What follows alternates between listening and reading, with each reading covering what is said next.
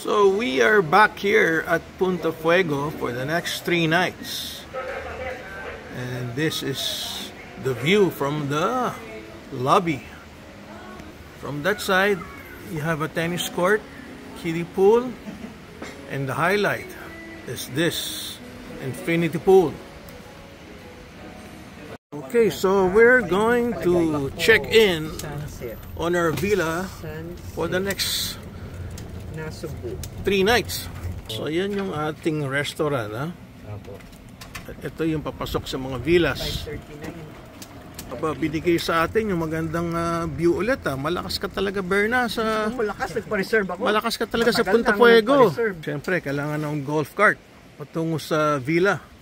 Ayun, may yate sa harapan namin, no? Wow, kaninong yacht kaya yan? Okay, going to check in.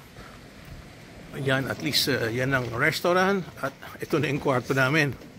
At pag dumiretso ka, yun yung patungo sa swimming pool. Oh, ito yung favorite unit natin, Berna. 5A. Siyempre, dalawang queen size bed, no? Alright. At importante, may balcony. Buksan mo na yung balcony, Mama Berna. Oh, ito yung working table. One thing nice is that meron siyang pocket garden, no?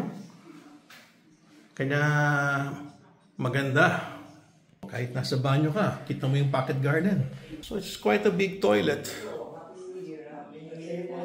So itong room na to, it's pretty big for just the two of us.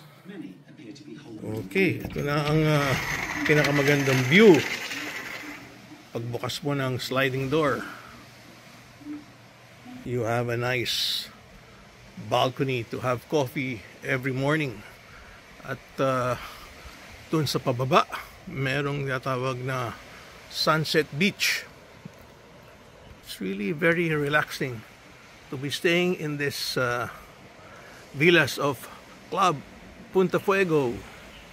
Ayan yung yacht na nakaparada kanina, oh. Kitang-kita pala from our balcony. And if you have enough money, you can afford to build your own dream house. Ayan, sa cliff.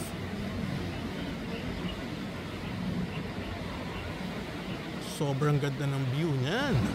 Kung wala ka naman pabili ng bahay, pwede ka na mag-villa. It's time to relax. Nag-golf na si David. Okay, so it's time to drink. We're now with David and Danny Baron. Iniwan nyo yung baby nyo ron, ha?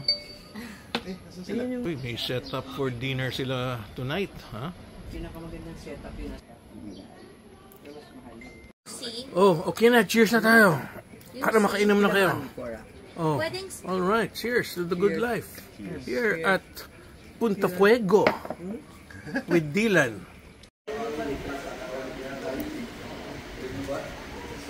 So it's Christmas here at Club Punta Fuego.